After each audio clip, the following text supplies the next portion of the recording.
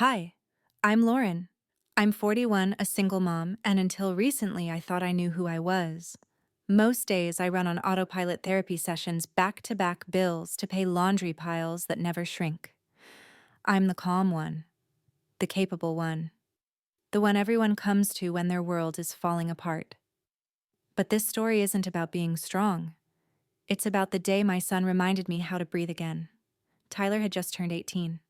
Taller than me now, his voice deeper, his face more angular. But sometimes I still saw flashes of the kid who used to dance in the kitchen, wearing Batman pajamas and mismatched socks. That version of him came back one gray afternoon in January. He was leaning against the counter, arms crossed, that familiar spark in his eyes. "Mom," he said, "let's rent an RV and head up to the Smoky Mountains. Just you and me. No emails, no appointments, just snow trees and quiet." I laughed at first. It sounded like a teenage whim. But then he added, "You've been running on empty for months. I think we both need this." Something in his voice made me pause. There was weight behind the words, not just mischief, but a kind of quiet knowing. A week later, we were on the road. Tyler had handled everything: reservations, directions, even a Spotify playlist that somehow blended my old favorites with his new ones. He was always good at bridging that gap between us. As we drove deeper into Tennessee, the city thinned out.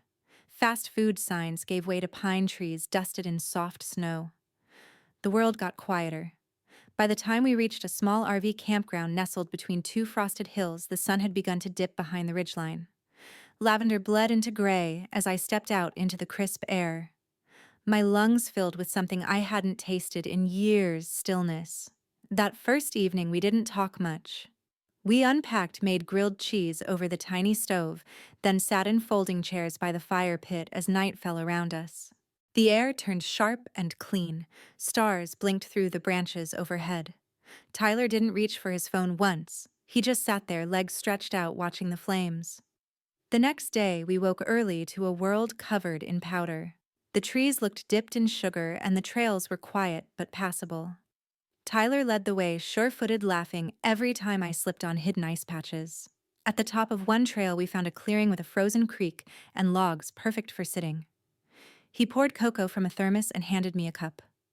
"Best hiking partner I've had," he said with a grin. "Even if you wheeze like a haunted harmonica." "Gee, thanks," I muttered, sipping the cocoa and trying not to smile. And just like that, it felt like we were reclaiming something I didn't even know we'd lost. But later that night, everything shifted. We had just finished dinner, Tyler's idea of gourmet boxed pasta garlic bread, and a single candle flickering on the table. I was still smiling when he looked up at me from across the tiny booth and said quietly, "Mom, do you ever feel like we stopped being close? Like somewhere along the way we forgot how to really talk?" His voice was steady, but I saw it then, something deeper in his eyes. A sadness, a need, maybe even a fear. I didn't answer right away. My throat tightened. Because yes, I had felt it. I just hadn't dared to say it out loud. That's when I realized this trip wasn't just about mountains or snow or getting away. It was about us, and we were standing at the edge of something that could either fade or become everything. We woke up the next morning to a soft knock of snow on the RV roof, like the mountains were whispering us awake. Tyler was already up making coffee in the kitchenette, shirt, rumpled hair, wild humming something under his breath. "Morning, sleepyhead," he teased, as I sat up slowly, rubbing the stiffness from my neck. "What is this room service?" I asked, accepting the steaming mug he held out. "Only the best for my hiking partner," he said with a wink. He'd made it exactly how I liked it: 2 creams, no sugar. A detail I didn't even realize he remembered. After breakfast, he pulled out a folded map. "There's a trail not far from here. Supposed to have a lookout point." "Ty, my legs are still recovering from yesterday. You'll be fine."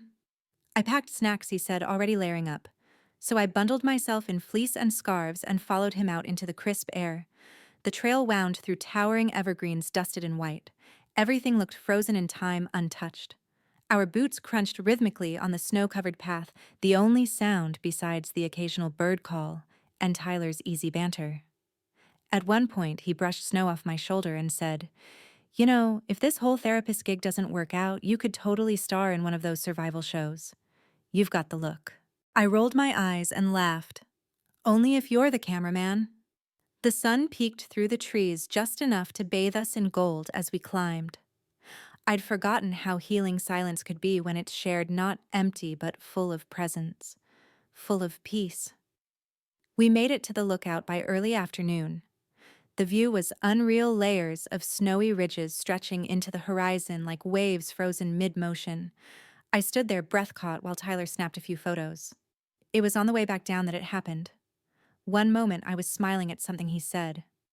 The next, my boot hit a patch of ice. There was no time to brace.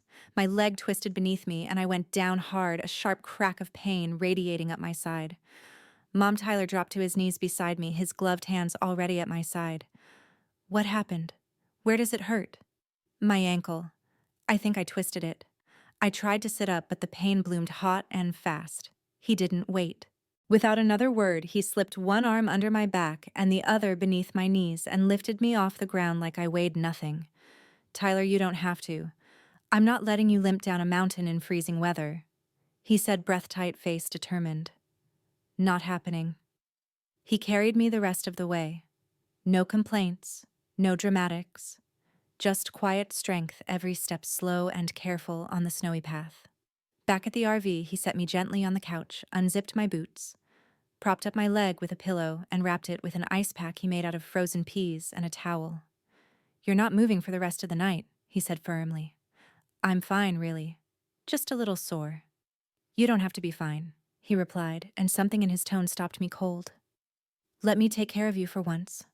I blinked back sudden tears, not from the pain, but from the way he looked at me like I wasn't just his mom anymore, but someone he could protect, someone he wanted to. That night, as the fire crackled outside and the wind whispered against the RV walls, I watched Tyler move around the tiny space, making dinner, adjusting the heater, checking my foot every 10 minutes like it was sacred. And I realized something I hadn't let myself feel in years. I wasn't alone. Not anymore. That night, after a long, quiet dinner of pasta and tea, Tyler insisted I stay bundled up while he cleaned. I protested, of course I did, but my ankle throbbed with every movement, and honestly, I didn't have the energy to argue. From my spot on the RV couch, I watched him move around the tiny space, calm, methodical. He wiped down the counters, packed away leftovers, even lit one of those small camping candles to make the air feel warmer. At some point, the soft hum of the heater and the scent of chamomile tea began to blur the edges of my thoughts. I drifted into a light sleep. But I woke in the middle of the night, shivering uncontrollably. My skin was clammy, the blanket soaked. A wave of heat rolled through my body, followed by a cold that made my bones ache. Tyler, I croaked barely above a whisper. He was there in seconds. His hand pressed gently to my forehead, then cupped my cheek. You're burning up, he muttered, voice tight with worry. You've got a fever. I'll be okay, I tried to say, but even I didn't believe it. He didn't waste time. He climbed into the narrow bed beside me, no hesitation, pulling all the blankets over us and wrapping his arms around my shivering body. His chest was warm and solid, and the moment his heartbeat reached my ear, the panic began to ease. You need to warm up, he whispered. I didn't have the strength to argue. I just leaned into him, my face buried against his collarbone, the smell of cedar and something unmistakably him grounding me. Thank you, I murmured. Always, he whispered back, his voice, a soft promise in the dark. I'll always take care of you. Somewhere between the pain and the warmth, I fell asleep again. When I woke the next morning, the fever had broken, but my whole body ached. My skin felt heavy, my throat raw, but I was still wrapped in warmth. Tyler's arm slung protectively over my waist, his breath slow and steady against the back of my neck. I didn't move. Not right away. Because in that moment, small and fragile and real, I felt something I hadn't felt in years, safe. Eventually, he stirred. You're awake, he said, his voice still thick with sleep. Barely, I rasped. Still alive, though. He smiled and climbed out of bed. Stay put, I'll make coffee. I listened to him move around the kitchenette, the click of the gas stove, the sound of water pouring, the familiar aroma filling the air. He returned with a steaming mug and handed it to me. I noticed the way his fingers lingered on mine a second longer than usual. "I know we were supposed to hike again today," he said, easing onto the bed beside me. "But I'm calling it. You're officially off duty. No argument here," I muttered, sipping the coffee. It was perfect exactly the way I liked it. Later, he helped me onto the couch, wrapped me in every blanket he could find, and started packing up. He moved around with such quiet efficiency, loading bags, checking the engine, making sure I had water pain meds, everything. Every now and then he'd glance over at me, his eyes soft searching, making sure I was still okay. By the time we pulled out of the campground, snow had started to fall again in slow drifting flakes. The road curved gently down through the trees, and all I could do was sit there watching the forest pass by, feeling the warmth of the RV and the silence between us comfortable, now not heavy. At one point, Tyler reached over and brushed a strand of hair from my face. "You scared me last night," he said quietly, not looking away from the road. I scared myself. His hand found mine and held it. Just held it. No words. No pressure. And I realized then something had shifted between us. Not suddenly. Not like lightning. But slowly. Steadily. Like snow building on a branch until it changes the shape of everything. By the time we pulled into our driveway back in Nashville, the snow had turned to rain. Soft, steady tapping against the windshield like a lullaby. Tyler put the truck in park, turned to me, and smiled gently. "You ready?" "Not really," I admitted. "I kinda liked our little mountain bubble." He nodded, his fingers still resting lightly on the gearshift. "Me too." Inside the house, everything felt a little colder. Not temperature-wise, Tyler made sure the heat was on and blankets were ready, but in that subtle way that real life seeps back in, flattening the magic you'd just left behind. Still, he made it feel easier. He helped me settle onto the couch, propping my leg with pillows. Then he disappeared into the kitchen. I heard cabinets opening, water running, the quiet clink of dishes.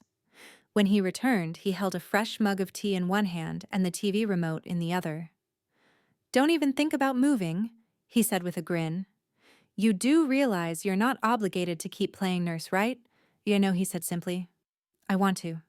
There was something in the way he said it, steady, firm, with no trace of awkwardness, that made my breath catch. That night, the house was quiet. No calls, no work emails, no distractions. We sat on the couch side by side, a movie playing on low volume, neither of us really watching. At some point, his arm found its way around my shoulders. It wasn't dramatic or sudden. It just happened. And I didn't pull away. The room was warm, the lights low, and his presence beside me felt like the most natural thing in the world. After a long silence, Tyler spoke. "Mom," he said softly, "can I ask you something kind of hard?" I turned to him, sensing the shift in the air. "Of course. Do you ever feel like you gave up too much just to hold everything together?" The question hit deeper than I expected. I stared at the screen for a moment before answering. "All the time." He nodded, eyes still on me. "I've thought about that a lot. About how much you've done for me. About how much you've hidden." I tried to joke, deflect, but nothing came. Just that quiet space between us, charged and raw. "Sometimes I wonder," he continued, voice barely above a whisper, "what it would be like if we stopped trying to force things back into old shapes. If we just let them become what they are." His meaning wasn't unclear, but neither of us said it out loud. Not yet. Instead, I leaned my head gently against his shoulder, and we sat like that, silent. The movie flickering across our faces, his arm wrapped around me like a question neither of us dared to ask. But in that moment, I felt more understood than I had in years, and more afraid. Because some truths don't come with easy answers. They just live quietly, waiting. The days that followed were slow, soft. Tyler continued to care for me in small, thoughtful ways, warming up soup, folding laundry, helping me hobble to the kitchen like I was royalty in a robe and wool socks. Each touch, each glance carried something unspoken. One afternoon, he returned from the grocery store and tossed a blanket over my legs before I could ask. Then he sat down beside me, close enough that our arms brushed. "You've really stepped up," I said, watching him out of the corner of my eye. He turned his head. You've always taken care of me, he said. Maybe I'm just finally old enough to return the favor. There was something else behind his words, deeper, fuller, but he left it there. And I let it sit in the air between us, thick with everything we hadn't said. Because whatever this was becoming, it wasn't just about roles anymore. It was about us. Something real. Something fragile. Something neither of us wanted to name too soon. It happened on a Tuesday. The sky outside was steel gray, the rain tapping against the windows in a slow, steady rhythm. I was flipping through TV channels out of habit, more than interest, my leg still propped on a pillow, ankle wrapped tight. Tyler came in from the kitchen, a folded blanket draped over his arm. Without a word, he laid it across my lap, tucking it in like he'd done it 100 times before. Thanks, I said softly. He nodded and sat down beside me, close enough that I could feel the warmth from his arm even though we weren't touching. We watched whatever was on, something with too much dialogue and not enough meaning. It didn't matter. The show was just noise. What mattered was the space between us. Or rather, how small that space had become. Eventually, our hands found each other's under the blanket. It wasn't planned. It wasn't dramatic. But when our fingers touched, neither of us pulled away. His thumb grazed the top of mine, slow and thoughtful. You've been quiet today, he said. Just tired, I replied, though we both knew that wasn't the truth. I wasn't tired, I was terrified. Because whatever had been building between us was no longer something I could file away as warmth or gratitude or maternal affection. It was more. It had been more for days now, but still we didn't say it. That night he cooked dinner, just the two of us at the table again, like it had been in the mountains. Candlelit. Quiet music playing from the small Bluetooth speaker. He kept stealing glances at me while we ate, like he was working up to something. Finally, after the plates had been pushed aside and the tea had gone cold in our cups, he spoke. This feels right, he said, not looking away. My breath caught.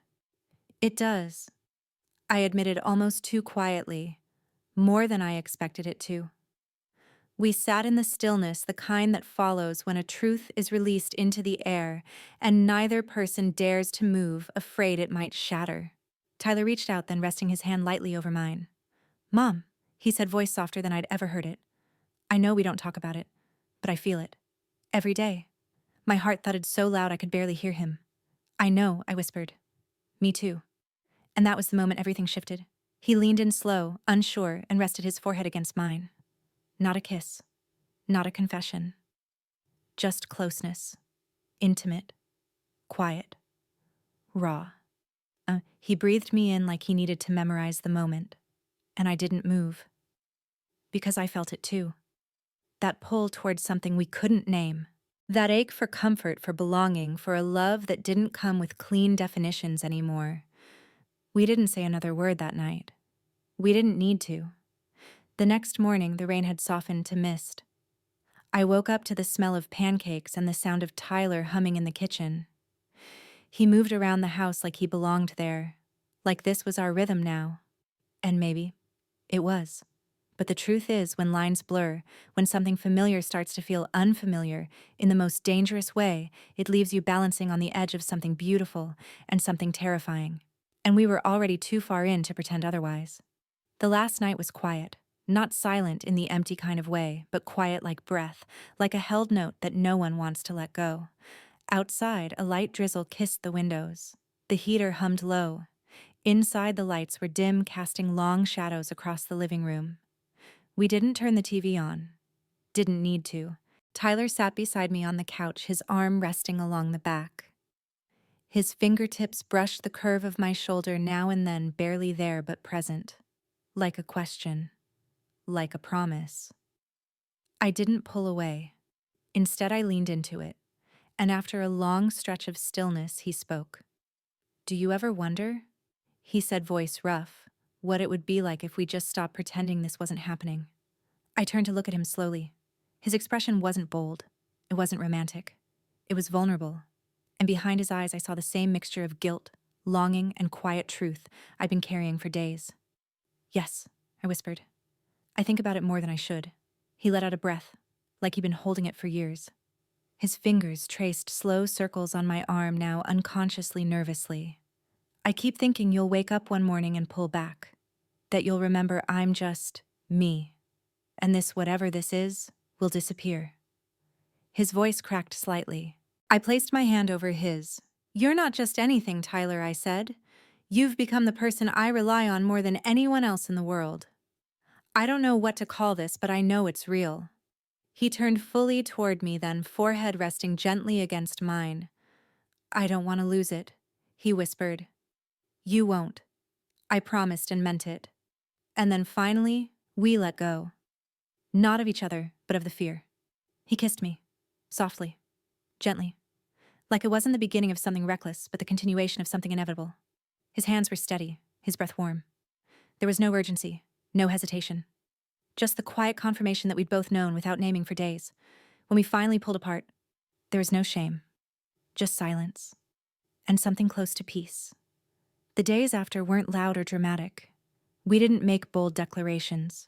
We didn't rush into anything. We simply stayed. He made breakfast. I folded laundry. We moved through the house like we'd always belonged in this version of us. And every so often, his hand would find mine, or my head would rest on his shoulder without question. Nothing needed to be explained. One afternoon, as soft sunlight spilled through the windows, I found him sitting on the floor with his back against the couch, flipping through a book he'd borrowed from me years ago. I sat down beside him. He looked over, smiling faintly. This feels like something we're not supposed to talk about, he said, but I don't want to keep hiding. You're not hiding, I replied. We're just being. Let's give it time to grow before we ask it to make sense. He nodded thoughtful. Then after a pause, whatever this is, I've never felt safer in my life. That made my chest ache in the best way, because I hadn't either. There's no perfect word for what Tyler and I became. But there was love, deep and unshakable. And for now, that was enough.